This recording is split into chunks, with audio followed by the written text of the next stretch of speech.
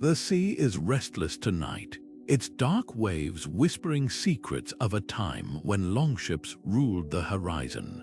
But forget what you think you know about Vikings. This isn't just a story of raids and battle cries. Imagine instead a scene where warriors laid down their axes to clasp hands with kings, where oaths sworn over mead cups could topple thrones. This is the untold saga of Viking alliances, where diplomacy was as sharp as any blade. Across the misty fjords and storm-tossed coasts of medieval Europe, these Norse seafarers didn't just conquer. They negotiated, schemed, and forged bonds that would rewrite history. What if I told you that some of the most powerful kingdoms of the Middle Ages owed their rise not to war, but to the cunning alliances of Vikings? Picture a world where a marriage treaty could secure an empire, or a whispered promise between rivals could spark a dynasty. From the frozen shores of Norway to the sunlit courts of Francia, Viking leaders played a game of thrones long before the phrase was coined. Their deals weren't just handshakes in the dark. They were calculated moves that shifted the balance of power across continents. And the ripple effects, they're still felt today in borders, languages, and even the bloodlines of modern nations. So why do these ancient pacts matter now? Because beneath the layers of time, they reveal a truth about human ambition that's as relevant today as it was 1,000 years ago. Power isn't just taken, it's bargained for, traded, and sometimes won with words instead of swords. Over the next 20 stories, we'll pull back the curtain on the Viking world's most pivotal alliances, the betrayals that shattered kingdoms, the friendships that defied odds, and the political genius hiding behind those fearsome helmets. This isn't just history, it's a masterclass in strategy, survival, and the art of changing the world without firing a single arrow, ready to set sail. The tides of fate are waiting. The clash of faiths and the thirst for power. Few alliances in Viking history capture this tension better than the pact between Jarl Hawken-Sigardson and Harald Bluetooth. Picture this, a pagan warlord, stubborn as the Norwegian winter, shaking hands with a Christian king whose very name would one day grace our wireless technology. On the surface, it seemed simple. Haakon needed Danish warriors to fend off rivals, while Harald saw a chance to spread his faith northward. But beneath the mead hall toasts, this was a high-stakes gamble. Haakon, ruling a land where Odin's ravens still circled, agreed to let Christian missionaries preach in Norway. In return, Harald's armies stood ready to crush any rebellion. For a time, it worked. Norway's fjords echoed with both the chanting of skalds and the Latin prayers of monks, but alliances built on convenience have shaky foundations. When Harald demanded Haakon's baptism, a public surrender to the new god, the Jarl balked. Pagan to his bones, he tore down churches and rallied his people under the old gods. The betrayal ignited a war that would reshape Scandinavia. Harald's son, Svean Forkbeard, hunted Haakon like a wolf, driving him to hide in a peasant's barn, where legend says the Jarl was stabbed to death by his own enslaved servant. Here's the twist, this wasn't just a feud between two men. It was a turning point. With Haakon gone, Norway's resistance crumbled, and Christianity took root by force. Yet the echoes of their failed bargain lingered. Future Viking rulers would learn the lesson. Alliances could buy time, but faith and power rarely shared a throne. The next time you see a Bluetooth symbol, remember, it's named for a king who knew that even the strongest pact could shatter like ice in spring. Svein Forkbeard wasn't just a Viking with a famously braided beard. He was a strategist who understood the power of bloodlines. When he arranged his sister's marriage to an English nobleman, the feast halls might have echoed with celebration, but this was no ordinary union. Think of it as medieval espionage wrapped in a dowry. The bride, Thyra, became Svean's eyes and ears in England, whispering secrets about King Ethelred's shaky rule, his heavy taxes, his nobles' growing discontent. Every piece of information was a stitch in the net Svean would later cast over the entire kingdom. But here's what made this alliance extraordinary. It wasn't just about gathering intelligence. By tying his family to English aristocracy, Svean blurred the line between invader and insider. When his longships finally landed on English shores in 1013, many saw him not as a foreign conqueror, but as a claimant with legitimate ties. Local factions, tired of Ethelred's failures, even rallied to his side. Within months, London fell without a major battle, and Svean was crowned king, the first Viking to rule all of England. Yet the real lesson lies in what happened next. Svean's reign lasted just 5 weeks before his sudden death, but the foundation he laid was unshakable. His son, Cnut, would return to build a North Sea empire, proving that Viking alliances weren't just about force, they were about patience, perception, and playing the long game. That wedding gift, it turned out to be the key to 2 thrones. Olaf Tryggvason was a king caught between 2 worlds, a Christian convert with a crown to keep and enemies closing in.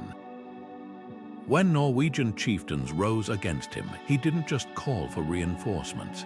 He made a deal that would make his allies gasp. Enter the Wends, fierce Slavic warriors from the Baltic coast, pagans who worshipped gods as untamed as the storms they sailed through. To Olaf, their faith didn't matter, their axes did. With gold and promises of plunder, he hired them as his personal army, turning outsiders into the iron fist of his rule. Imagine the scene, a Christian king kneeling in prayer one moment, then standing shoulder to shoulder with warriors who carved idols to Perun the Thunderer. The Wends weren't just hired swords, they were shock troops, feared for their brutal efficiency. When Olaf's rebels heard these foreign chants echoing through the fjords, their resolve crumbled. The alliance worked for a time, but every coin has 2 sides. The same mercenaries who secured Olaf's throne became a political liability. Church leaders recoiled at their pagan rituals, and whispers spread that the king had bargained his soul for power. Here's the twist: Olaf's pragmatism backfired spectacularly. When his Wendish allies grew too bold, raiding Danish lands without permission, they dragged Norway into a war it couldn't win. The king, who'd built his reign on borrowed blades, found himself isolated, abandoned by both Christian allies and the pagan warriors he'd trusted. His final battle, fought alone against overwhelming odds, became the stuff of legend. Some say he leapt into the sea rather than surrender, his body never found. This wasn't just a tale of a failed alliance. It was a lesson in the dangers of short-term gains. Viking rulers often walked a razor's edge between faith and survival, but Olaf's story reminds us that even the strongest mercenaries can't shield a king from the consequences of his choices. Sometimes the price of borrowed power isn't paid in gold, it's paid in blood. The year was 878, and the winter winds howled across the marshes of Wessex. Alfred, England's last standing Saxon king, crouched in a peasant's hut, his kingdom reduced to a handful of swampy islands. The Vikings, led by Guthrum, had crushed his armies, burned his towns, and now ruled most of England. But in that moment of utter defeat, Alfred made a decision that would echo through history, not to fight but to negotiate. The Treaty of Wedmore wasn't just a surrender, it was a masterstroke of survival. Gold changed hands, yes, but the real currency was time. Alfred offered Guthrum something far more valuable than treasure: legitimacy. In exchange for peace, the Viking warlord would be baptized as a Christian, given the name Ethelstan, and granted lordship over vast eastern lands, what would become known as the Danelaw. To Guthrum's warriors, this was a victory. They kept their spoils, their territory, and even gained a veneer of respectability, but Alfred saw further. By turning his enemy into a baptized ally, he hadn't just stopped the bleeding. He'd created a breathing space to rebuild, and rebuild he did. While Guthrum's men settled into their new lands, drinking mead and collecting taxes, Alfred was quietly revolutionizing warfare. He fortified towns, trained a standing army, and designed a navy to match Viking longships. Most crucially, he used the peace to unite the fractured Saxon resistance. By the time Guthrum realized his mistake, it was too late. The king who'd once hidden in swamps now led a hardened force that would push the Vikings back, mile by mile, until Wessex, and eventually all of England, was free. Here's the twist: the Treaty of Wedmore didn't just save a kingdom. It reshaped the very idea of alliances. Alfred proved that sometimes the strongest move isn't swinging a sword, it's knowing when to sheath it. His defeat became the foundation for a united England, while Guthrum's baptismal name faded into obscurity. The next time you face an impossible choice, remember, even Viking gold can't buy what patience and strategy earn.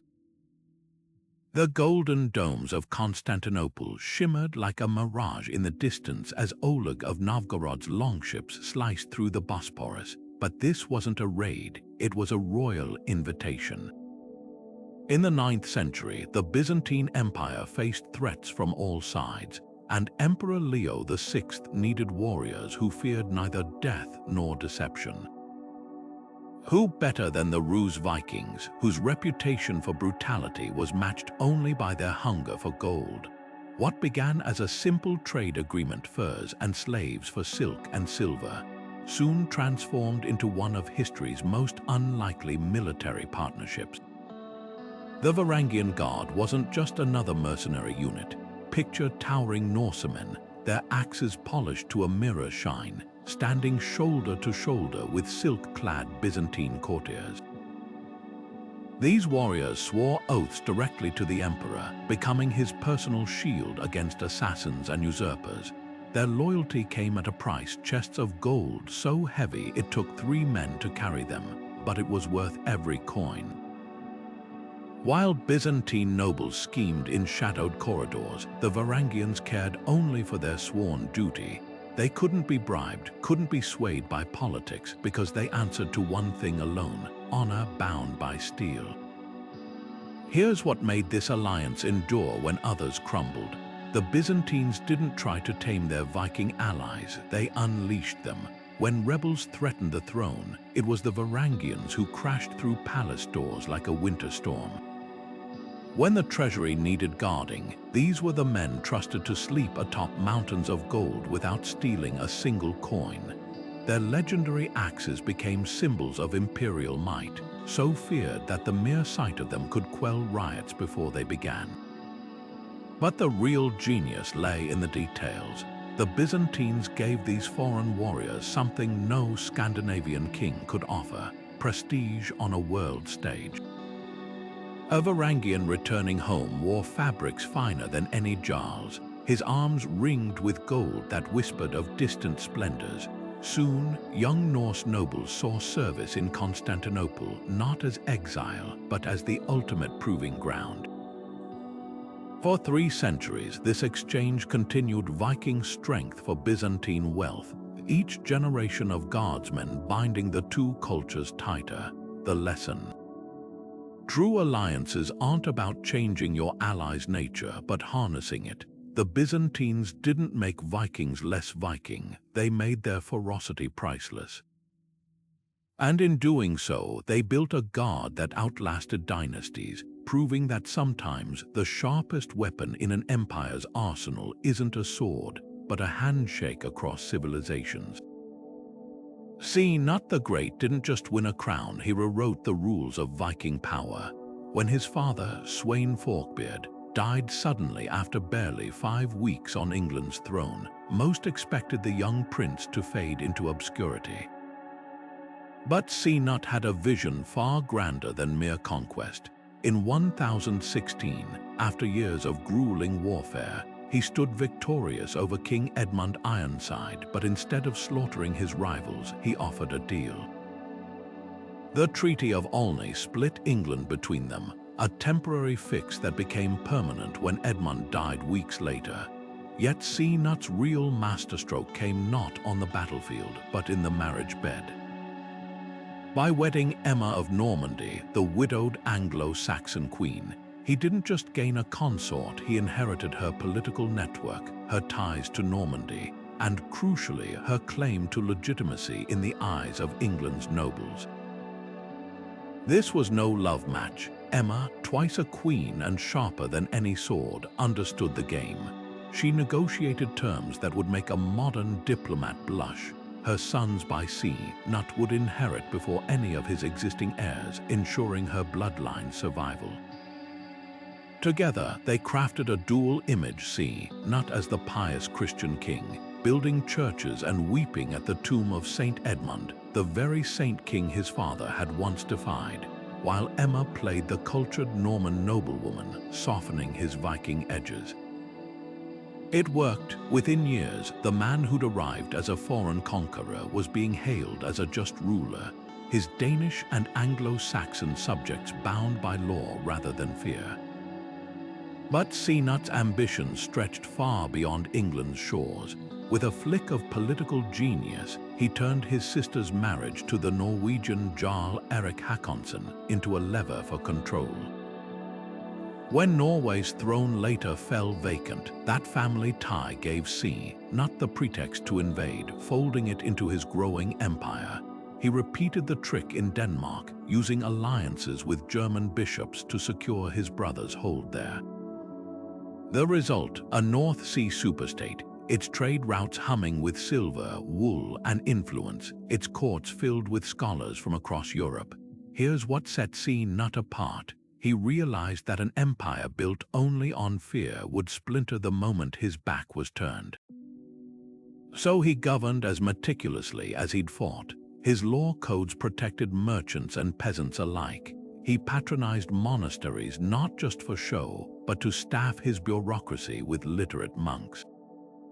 Even his famous stunt of commanding the tides, often mocked as royal arrogance, was likely a calculated lesson to his courtiers about the limits of power. Yet for all its brilliance, Cnut's empire was a colossus with feet of clay. The same alliances that built it relied on his personal charisma. When he died in 1035, his sons squabbled, his Norwegian vassals revolted, and within decades, the North Sea realm fractured into pieces. But the blueprint remained. Future rulers from William the Conqueror to the Habsburgs would follow Cnut's playbook: marry for power, rule through loyalty rather than terror, and above all, make your subjects believe they chose you. The greatest Viking conqueror didn't just take kingdoms, he convinced them to give themselves away. Eric Bloodaxe earned his name the hard way, through a trail of corpses and shattered oaths. After being driven from Norway by his own brother, the exiled king washed up on England's shores like driftwood, his crown reduced to a bargaining chip. Northumbria's nobles, no strangers to Viking rulers, saw an opportunity. Here was a battle-hardened warlord who could shield them from rival Saxon kingdoms, and Eric, desperate for a throne, any throne clutched the lifeline they threw. For a fleeting moment, it seemed the perfect alliance. Eric got his kingdom, and the Northumbrians got a human shield. But power shared is power contested. The cracks began with whispers. Eric's rule was brutal. Even by Viking standards, taxes bled the land dry, and his enemies had a habit of vanishing. His English allies, who'd once toasted his arrival, now traded glances behind his back. The final straw came when Wulfstan, Archbishop of York, a man who'd once anointed Eric as king, quietly switched sides. Church bells that had rung for Eric's coronation now told his doom.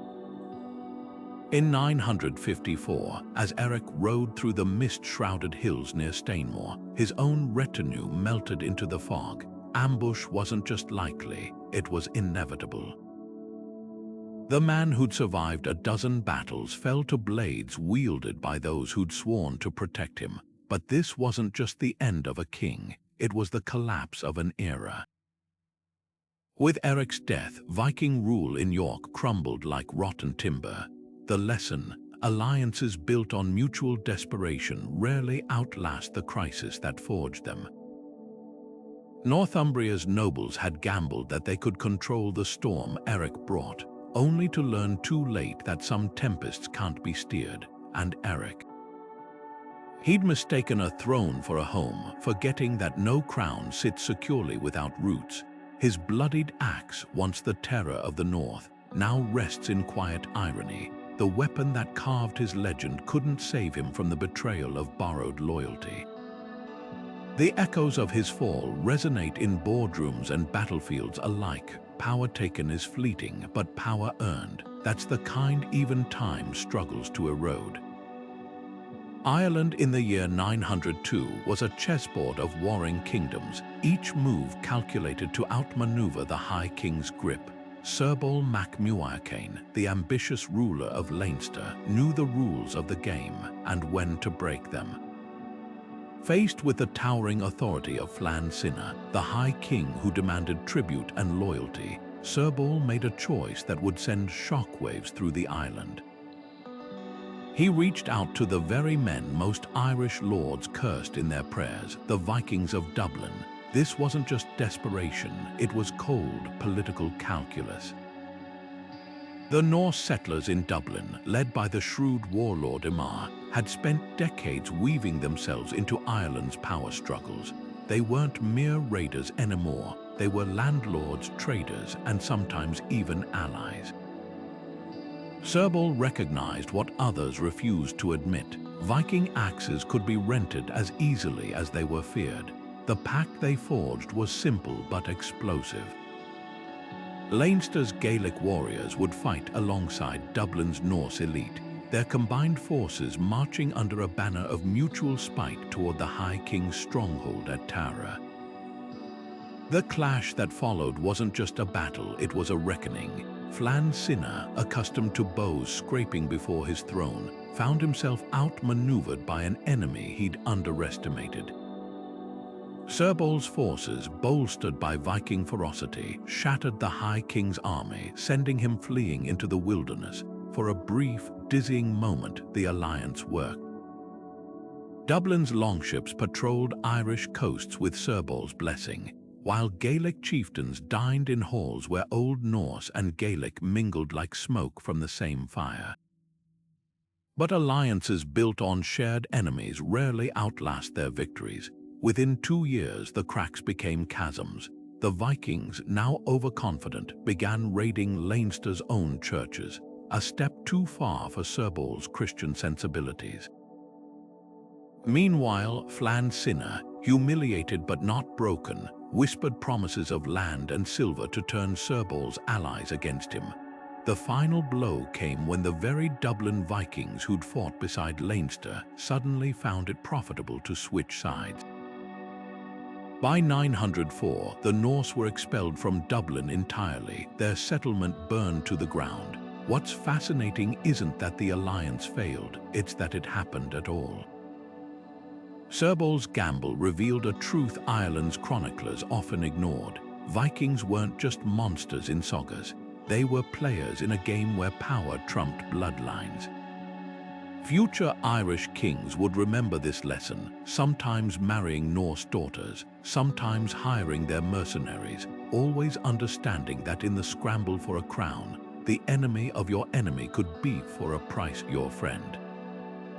The real legacy of Serbal and Embark's pact, it proved that in the shadows of history, pragmatism wears no colors.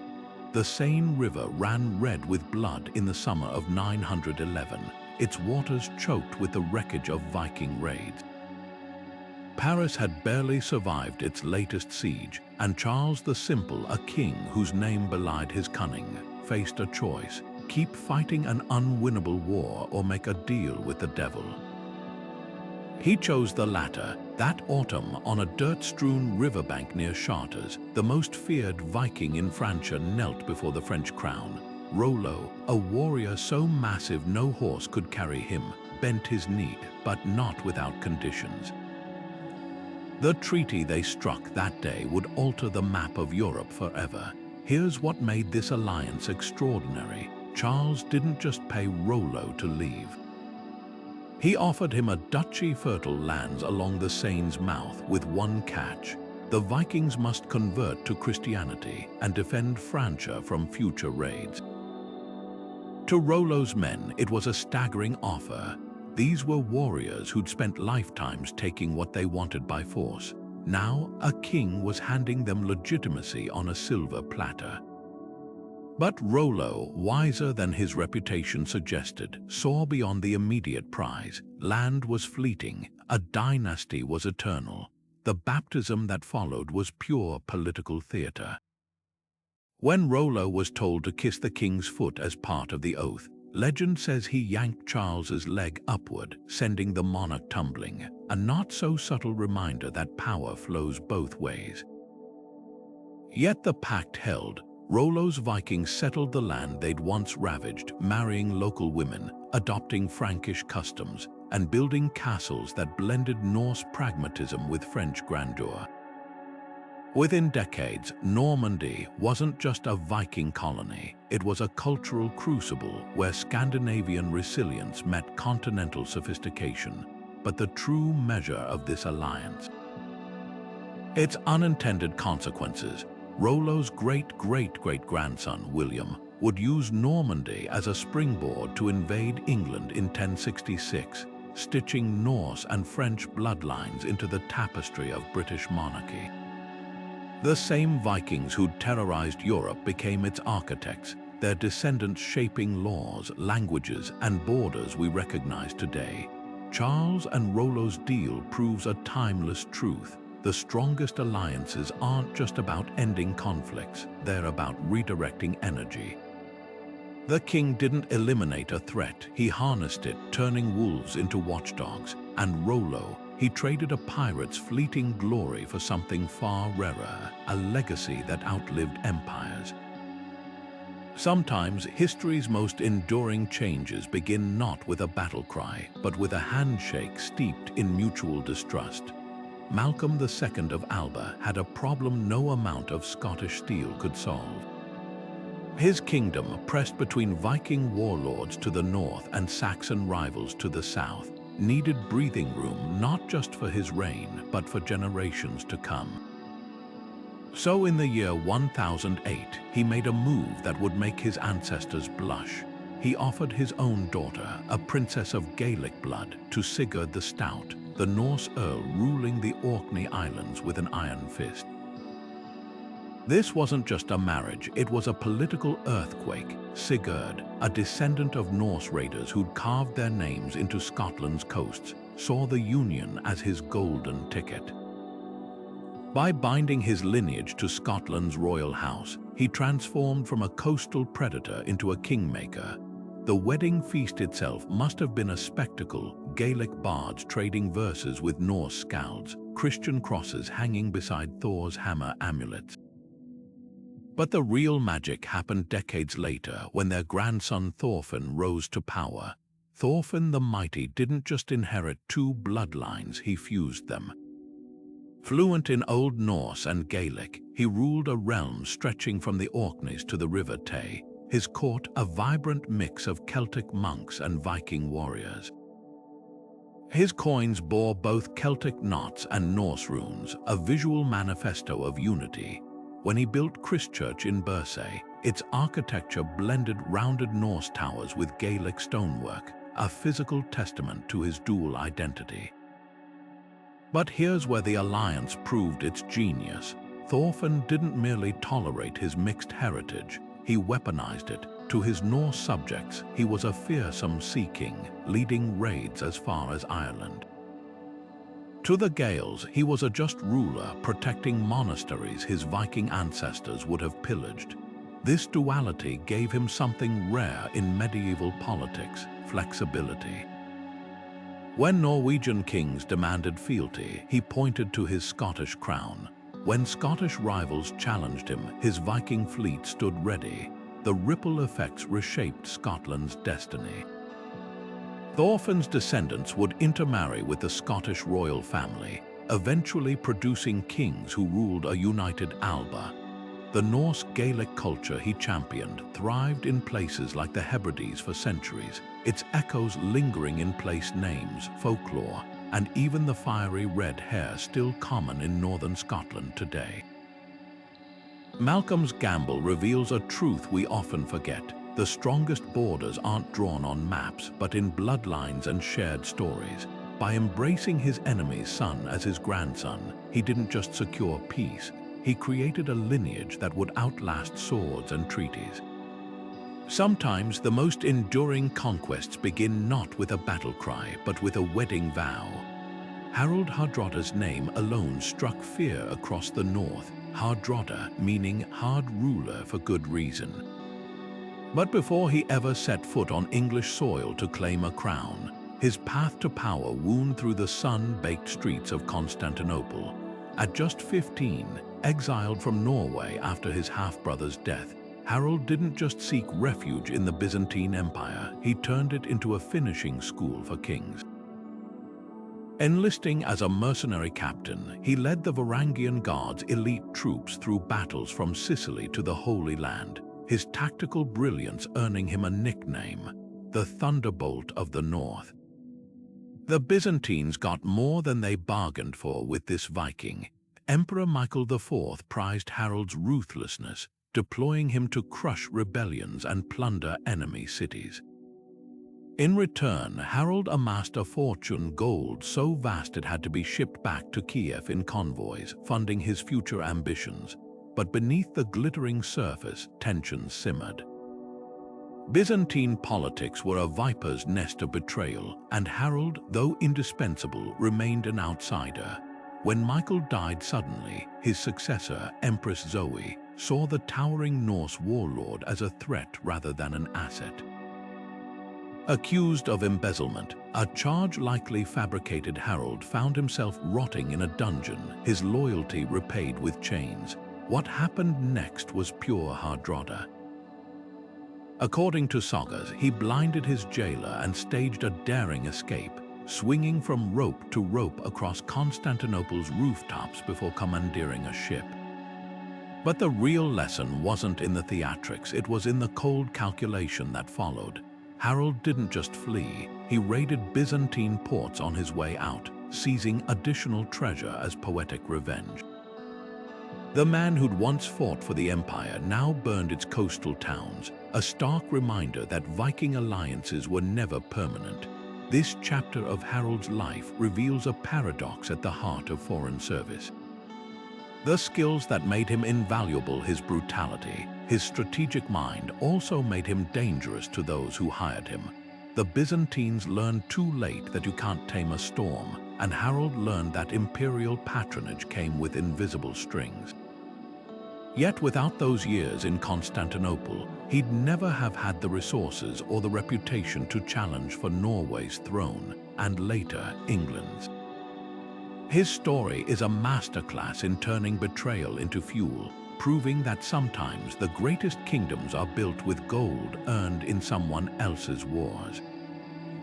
The Baltic Sea in the 10th century wasn't just a body of water. It was a sprawling marketplace of violence where Norse and Wendish pirates wrote their own rules of commerce. Picture this, a Jomsviking longship, its dragonhead prow slicing through frigid waves, sailing alongside Slavic war boats with sails dyed blood red. These weren't accidental encounters between rivals, they were boardroom meetings on the open ocean. The Wends, fierce pagan tribes from the southern Baltic coast, had two things the Vikings coveted: intimate knowledge of inland river routes and a reputation for brutality that made even Frankish garrisons hesitate. What followed was history's most ruthless joint venture. Unlike the solemn oath-swearing of other Viking alliances, these partnerships ran on cold, hard arithmetic. Before each raid, captains from both sides haggled over terms like merchants at a fish market.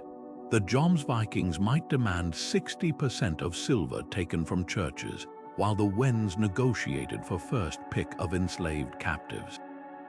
Some contracts even included penalty clauses failed to guard the escape route properly, and your share shrank by a third. This was piracy stripped of all pretense. No shared gods, no intermarriage, just a mutual understanding that two blades cut deeper than one. Their tactics were as precise as their accounting. Wendish scouts, fluent in the dialects of the Elbe and Oder River tribes, would identify weakly defended monasteries or trading posts. Norse navigators then guided the mixed fleet through treacherous shallows where larger Frankish patrols couldn't follow. When they struck, the division of labor was clinical. Wends torched the outskirts to create panic, while Vikings breached the inner defenses with their signature shield wall formations. By the time local levies mobilized, the raiders were already back at sea, dividing spoils by torchlight. One raid on the Saxon town of Stade became legendary not for its violence but for its aftermath. Chronicles tell of Wendish and Norse captains arguing for 3 days over a single gilded reliquary, finally splitting it apart with axes to settle the dispute. Such scenes reveal the alliance's unspoken truth. Greed, not loyalty, was the glue that held them together. When profits dwindled, so did the partnerships. By the 11th century, as Christian kingdoms fortified their coasts and the Wendish tribes fractured, these joint raids faded into memory, yet their legacy lingers in an unexpected place: modern maritime law. The very concept of prize shares, where privateers divided captured wealth by prearranged terms, echoes those Viking Wendish contracts. It's a darkly poetic footnote to history. The same cutthroat pragmatism that once terrorized Europe quietly shaped the rules of naval warfare. The next time you hear about profit-sharing schemes, remember, some of the earliest prototypes were written not in ledgers, but in blood-stained sand along the Baltic shore. The Jomsvikings weren't just warriors, they were a myth carved into reality. Picture an island fortress off the Baltic coast, where only the fiercest fighters could earn a place at the mead bench. These were men who swore oaths of absolute loyalty, their code stricter than any monastery's. No quarrels, no retreat, no mercy for enemies. For decades, their reputation alone could send chieftains scrambling to pay them tribute. But in 986, at the Battle of Hawken-Sigardson, the legend met its match, not through enemy blades, but through the treachery of those they'd called allies. The disaster began with a promise. Hawken-Sigardson, the Norse ruler of Norway, had grown too powerful for his Danish overlord's liking. The Jomsvikings, loyal to Denmark's King Harald Bluetooth, sailed north to cut him down to size. On paper, it should have been a rout. Their fleet outnumbered Haakon's. Their warriors were battle-hardened, and the Danes had pledged reinforcements. But when the stormy seas off Hawken-Sigardson churned with longships, those reinforcements never came. What happened next was a masterclass in betrayal. Haakon, knowing he couldn't win a straight fight, exploited the Jomsvikings' greatest weakness, their rigidity. While they formed their unbreakable shield wall, awaiting the Danes' arrival, Haakon's men used the terrain like chess players. They lured the Brotherhood into shallow waters where their ships couldn't maneuver, then unleashed a hailstorm of arrows from cliffs above. The Jomsvikings, bound by oath to never flee, stood like statues as the tide turned against them. But here's the twist: their downfall wasn't just about abandoned allies. The Jomsvikings had become victims of their own myth. Their strict code, which once made them invincible, now left them helpless against improvisation. Haakon's forces, fighting without rules, adapted on the fly. They feigned retreats to break formations, used weather as a weapon, and even sent disguised warriors to sow confusion in Jomsviking ranks. By the time the survivors limped home, their fortress's aura of invincibility had shattered like a rusted sword. The aftermath revealed an even harsher truth. Without Danish support, the Brotherhood's economy collapsed. No king would hire mercenaries who couldn't guarantee victory, and no young warriors sought to join a fading legend. Within decades, their stronghold stood empty, its halls echoing with ghosts instead of war chants. This wasn't just the end of a warrior band, it was a lesson in the fragility of power. The Vikings had believed their strength lay in discipline and unity, but history proved otherwise. In the medieval world, even the mightiest fighters needed more than courage. They needed patrons, flexibility, and above all, allies who wouldn't vanish when the first drop of blood hit the water.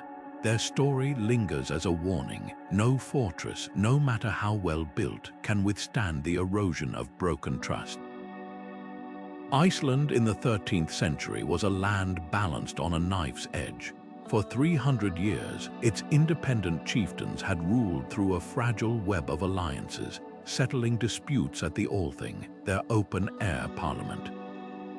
But as Norway's kings grew stronger, their gaze turned westward to this island of free farmers and poets. The threat wasn't just invasion, it was starvation. Norway controlled the grain shipments Iceland desperately needed, and when King Haakon IV threatened to cut off trade, the island faced a choice: kneel or starve.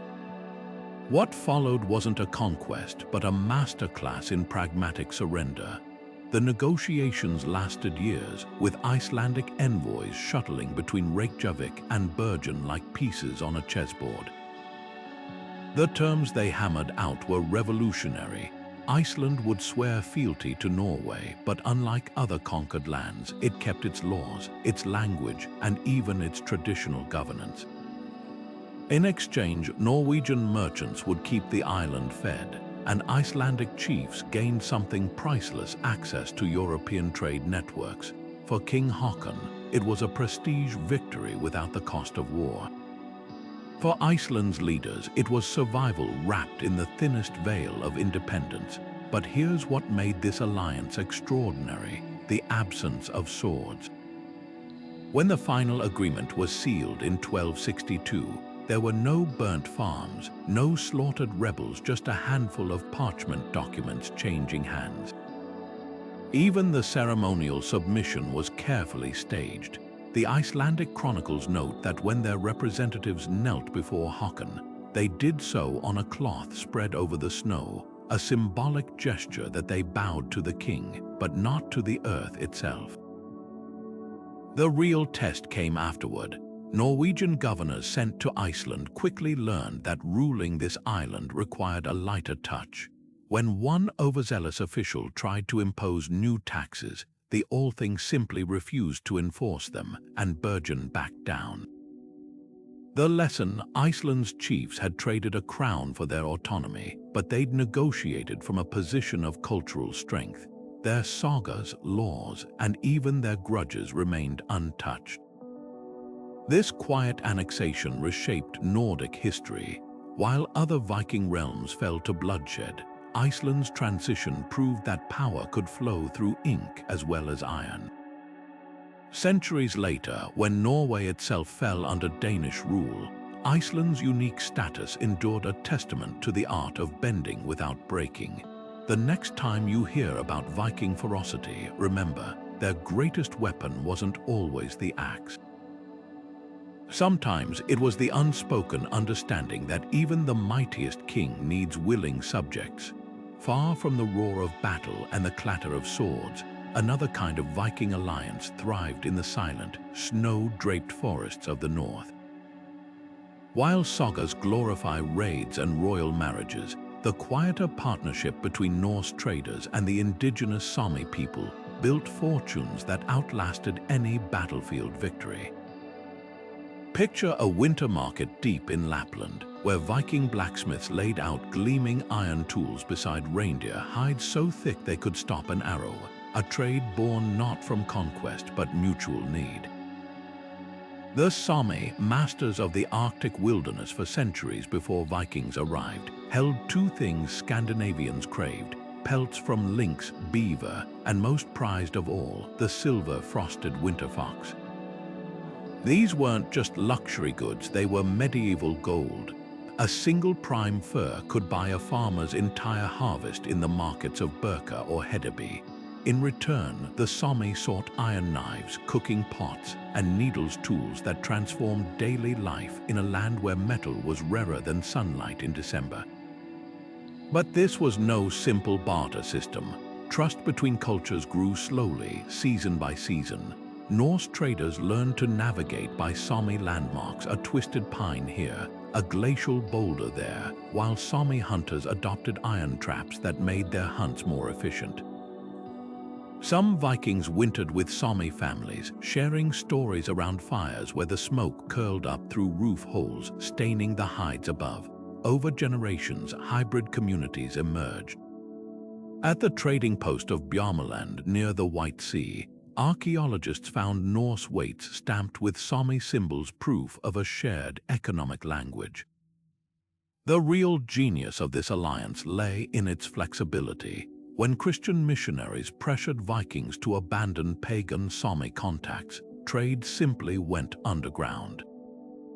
Norse merchants disguised their journeys as fishing trips, while Sami middlemen delivered goods to secret forest clearings. Even as kingdoms rose and fell, the fur trade flowed like a hidden river, its currents shaping Scandinavia's economy well into the Middle Ages. What's often overlooked is how this partnership changed both cultures. Sami art began featuring interlaced Norse patterns, while Viking burials in northern Norway included Sami-style belt buckles, tokens of respect exchanged between equals. Unlike the dramatic betrayals of royal courts, these bonds endured because they weren't about power but survival. No treaties were signed, no oaths sworn over swords, yet the legacy lingers today in Nordic languages where words for trade and trust share ancient roots. Sometimes history's strongest alliances leave the faintest footprints, just whispers in the snow where two peoples walk together, far from the spotlight of kings. The summer of 1066 should have been Harald Hardrada's finest hour. Fresh from crushing Danish rebels in the Baltic, the Norwegian king stood at the peak of his power, his coffers overflowing with Byzantine gold, his reputation so fearsome that poets called him the last of the Viking kings. But England's throne, shimmering like a mirage across the North Sea, consumed his ambition. When his nephew Tostig, an exiled English earl, came begging for help to overthrow King Harald Godwinson, Harald saw his chance. There was just one problem. Invading England required more than Norwegian longships. It demanded the one thing Harald had spent a lifetime avoiding: trust in another ruler. Enter Svean Estridsson of Denmark, a man whose family tree was tangled with Harald's own bloodline and betrayals. Their pact was straightforward on parchment. Svean's fleet would join Harald's, splitting England like a roasted boar once victory was won. But beneath the surface, this was an alliance of teeth-gritted necessity. Svean, though a seasoned warrior, had spent years dodging Norwegian raids on his coasts. Harald, for his part, still seethed over Danish claims to his crown. Yet both men swallowed their pride, believing the prize outweighed the risk. The betrayal came not with a dramatic clash, but with eerie silence. As Harold's forces landed in northern England, crushing local militias at Fulford Gate, the Danish sails never appeared on the horizon. Svean, it seemed, had calculated the odds differently. Perhaps he doubted Harold's chances against Harald Godwinson's battle-hardened housecarls. Maybe he preferred to let the Norwegians soften England up before swooping in himself. Whatever the reason, his absence left Harold's army already weary from weeks at sea, stranded like beached whales near Stamford Bridge. What happened next became legend. Harald Godwinson's Saxon army marched nearly 200 miles in 4 days, catching the Vikings off guard in a blaze of autumn sunlight. The battle was less a clash than a slaughter.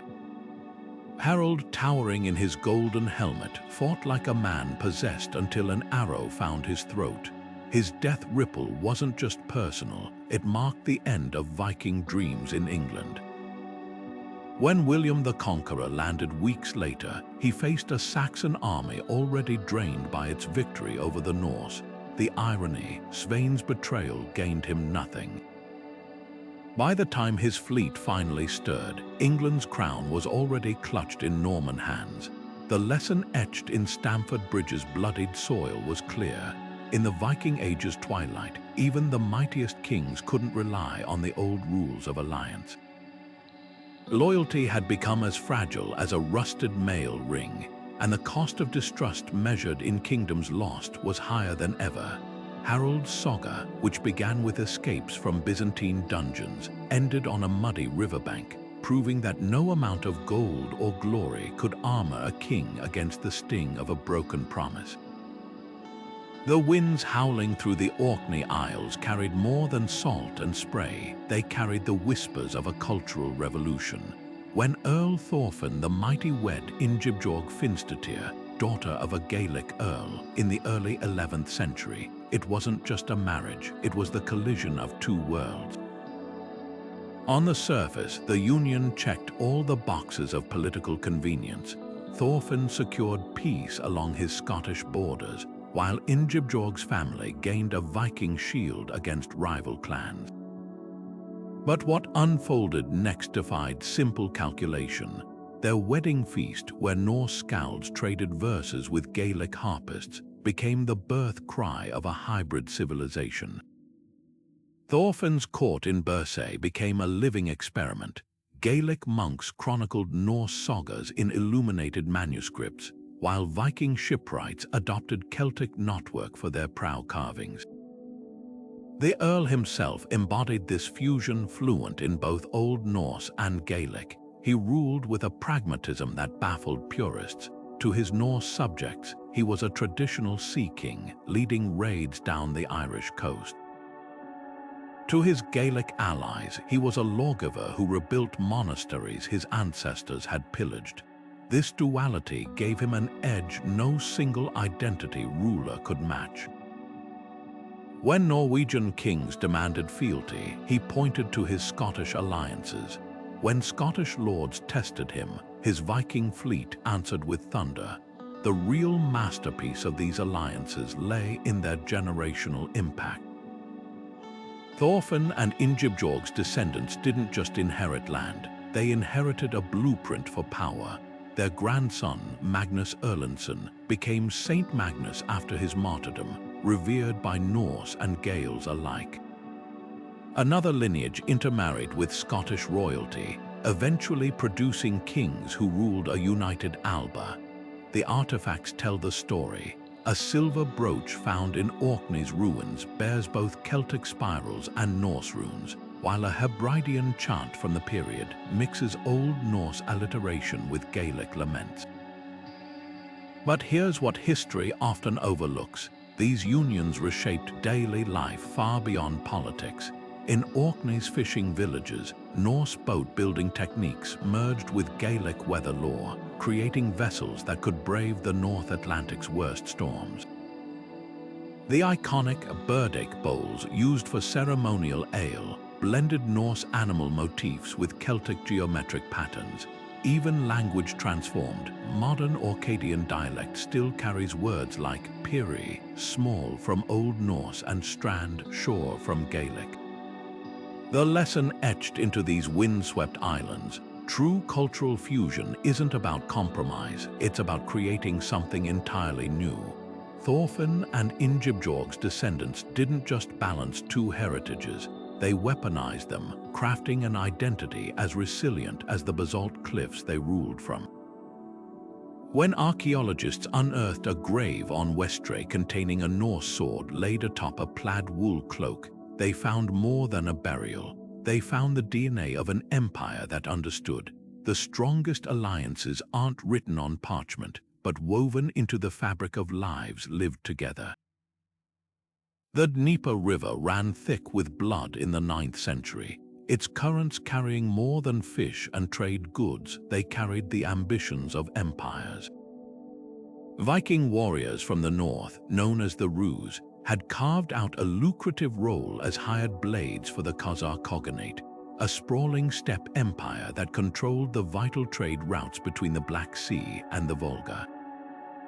The Khazars paid well, their coffers overflowing with silver from taxing caravans, and the Ruse mercenaries reveled in the wealth and status that came with their service.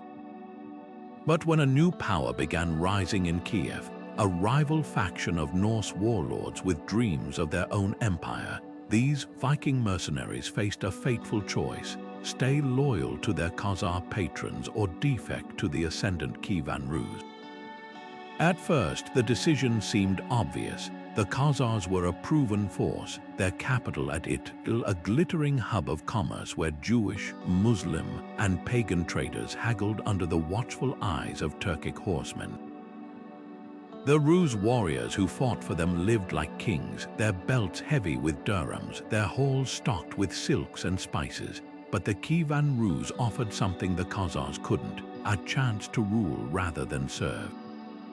Prince Oleg of Kiev, a strategist as ruthless as he was visionary, was welding scattered Slavic and Norse settlements into a unified realm, and he needed hardened fighters to tip the scales. The mercenaries who stayed with the Khazars soon learned the cruel calculus of medieval geopolitics. When Oleg's forces struck, they didn't just attack, they dismantled the Khaganate piece by piece. The once mighty Khazar forts, built to withstand nomadic raids, crumbled before the Kievan Ruse siege tactics. The mercenaries, trained for open battle, found themselves outmaneuvered in a war of attrition. By the 10th century, the Khazar Khaganate was a shadow of its former self, its trade routes severed, its allies defecting. The Ruse warriors who had bet on the wrong side faced a bitter reckoning, their paymasters ruined, their contracts worthless, their reputations stained by association with a dying regime. What's fascinating isn't just the fall of the Khazars, but how swiftly the survivors adapted. Some mercenaries, pragmatic to the bone, switched allegiances mid-conflict, offering their services to Oleg in exchange for land and titles. Others fled westward, their skills still marketable in the fractured kingdoms of Europe. But the lesson lingered. In the shifting sands of medieval power, loyalty to a fading empire was a luxury few could afford. The rise of Kievan Ruse wasn't just a political upheaval, it was a warning that the strongest swords couldn't save those who misread the tides of history. The next time you hear about modern mercenaries caught in collapsing regimes, remember the echoes of the Dnieper still whisper the same hard truth. The Faroe Islands rise from the North Atlantic like emerald stepping stones, their cliffs battered by waves and their valleys cradling mist. Here, in this wind-swept archipelago, a quiet revolution unfolded, one that defied the bloody narratives of Viking conversions elsewhere. While most of Scandinavia embraced Christianity through royal decrees or the edge of a sword, the Faroes' transition came through an alliance as unlikely as it was peaceful: Norse settlers and Irish monks sharing bread and beliefs under the same sod roofs. Picture the scene: 8th century Faroes, where Norse farmers carved out homesteads between the scree slopes. Across the water in Ireland, monks had already perfected the art of blending faith with pragmatism. When these holy men arrived in their hide-covered currachs, they didn't come bearing threats or demands. Instead, they brought something far more persuasive: literacy, agricultural tricks for taming the harsh landscape, and a faith wrapped in stories as captivating as any saga. The monks' greatest weapon wasn't a crucifix, it was their ability to adapt. They learned Old Norse, incorporated local traditions into their rituals, and even tolerated the occasional offering to Thor if it kept the peace. The turning point came with Tróndur Iakut-Gatu, the island's most powerful Norse chieftain. Unlike his counterparts in Norway or Denmark, Tróndur faced no king demanding his baptism. His conversion was a negotiation. The monks, understanding the Norse reverence for legal ceremonies, proposed a trial period. Christianity would be practiced alongside the old gods for 3 years.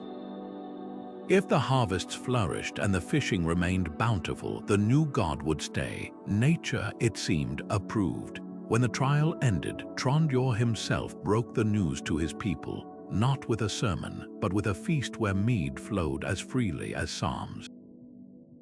What made this alliance endure where others fractured? Mutual need. The monks gained protection from raids and a foothold in the North Atlantic. The Norse gained scribes to record their laws, healers to tend their sick, and a spiritual framework flexible enough to coexist with their warrior ethos. Even the Faroese language bears witness words like kirkja for church borrowed from Old Irish, while the monks adopted Norse terms for local landmarks. This wasn't conquest, it was cultural alchemy. The legacy lingers in stone and story. The ruins of Kirkjubø, once a monastic center, reveal graves where Norse runes intertwine with Latin crosses. The Faroese ballads still sung today blend biblical themes with Viking kennings, and perhaps most tellingly, when Norway's King Olaf Tryggvason later tried to impose Christianity by force, the Faroes barely blinked. They'd already found their own path. In a world where faiths so often clashed, these islands proved that the strongest conversions aren't commanded from thrones, but kindled around shared hearts. Sometimes the quietest alliances echo the longest. The sagas speak of a land beyond the western waves, where grapes grew wild and the rivers teemed with salmon, a place Leif Erikson called Vinland. But reaching this new world wasn't just a feat of Norse seamanship. It was a lesson in the delicate art of cross-cultural alliance. When Leif's longship first scraped ashore on the North American coast around the year 1000, he wasn't met with empty wilderness, but with the watchful eyes of the Thule people, ancestors of today's Inuit. What followed wasn't conquest or conflict, but a cautious dance of mutual curiosity that rewrites everything we think we know about Viking expeditions. Picture the scene: Norse explorers, their cloaks stiff with salt spray, marveling at towering stands of timber, a resource scarcer than gold in Greenland's treeless wastes. Meanwhile, Thule hunters observed these strangers through the smoke of their own cooking fires, noting the glint of metal tools and the strange beasts, domesticated cattle, that accompanied them. Both sides had something priceless to offer. The Thule possessed generations of knowledge about surviving this harsh land, from seal hunting techniques to the best routes through labyrinthine fjords. The Norse brought iron nails, woolen textiles, and the promise of trade goods from across the Atlantic. For a brief, shining moment, these two worlds touched without tearing. Archaeology tells a richer story than the sagas alone. At Elant's Ox Meadows in Newfoundland, Norse-style turf houses stand just kilometers away from Thule winter camps. Excavations reveal Norse artifacts like spindle whorls used for weaving, lying alongside indigenous stone tools, suggesting not just proximity but exchange. One particularly telling find, a Norse iron rivet hammered into a Thule-style caribou antler comb, a literal fusion of technologies. These weren't just neighbors, they were collaborators, learning from each other's survival playbooks. Yet the alliance had an expiration date. The sagas hint at growing tensions, perhaps over competition for resources or cultural misunderstandings. One account describes a skirmish sparked when a Norseman killed an indigenous man over a dispute about metal goods, a grim reminder of how easily trust could unravel. Within a decade, the Norse abandoned Vinland, their dream of a western foothold collapsing not from lack of courage, but from failure to sustain the very alliances that made settlement possible. What makes this story extraordinary isn't its failure, but its attempt. Centuries before Columbus, Vikings and indigenous peoples briefly built a bridge between continents, proving exploration didn't have to mean exploitation. The Greenland-Vinland expeditions reveal Vikings at their most adaptable, not just raiders in horned helmets, but students of new worlds, willing to learn from those who knew the land best. In the end, the harsh North Atlantic reclaimed Vinland, but the lesson remains. The greatest discoveries aren't just about finding new lands, but recognizing the humanity of those already there. From the blood-soaked riverbanks of Normandy to the glittering halls of Constantinople, these 20 Viking alliances reveal a truth that shatters stereotypes. The Norse weren't just conquerors, but some of history's most cunning diplomats. Think about it. Rollo's descendants became kings of England, Cnut's empire redefined northern trade routes, and even failed pacts like Eric Bloodaxe's taught future rulers what not to do. The real Viking legacy isn't just in the swords they swung, but in the contracts they signed, the marriages they brokered, and the cultural bridges they built between worlds. What makes these stories timeless? They strip away the Hollywood cliches to show us Vikings as they truly were, pragmatists who knew when to sheath their blades. A Jarl might spend Monday raiding a monastery and Tuesday negotiating with its bishop over trade concessions. These weren't contradictions, they were survival strategies in a world where power flowed as much through ink and oaths as through steel. Even their betrayals carried lessons. Harald Hardrada's fatal trust in Svean Estridsson proved that no amount of Byzantine gold could armor a king against bad allies. The echoes linger in places you'd least expect. Next time you cross London Bridge, remember it stands where Norse and Saxon treaties once reshaped England's destiny. When you hear Danish, Norwegian, and Swedish tongues sharing mutual understanding, that's the legacy of Cnut's North Sea realm. Even the word law itself traces back to Old Norse lagu, a testament to how these so-called barbarians helped codify the rules we still live by. So here's the invitation. Look beyond the horned helmets and battle cries. The sagas waiting to surprise you aren't just about blood feuds, they're about handshakes that moved borders, weddings that toppled kingdoms, and mercenaries who changed sides at just the right moment. Press that like button if you've gained a new respect for Viking deal-making, or subscribe to join us as we keep unearthing history's untold negotiations.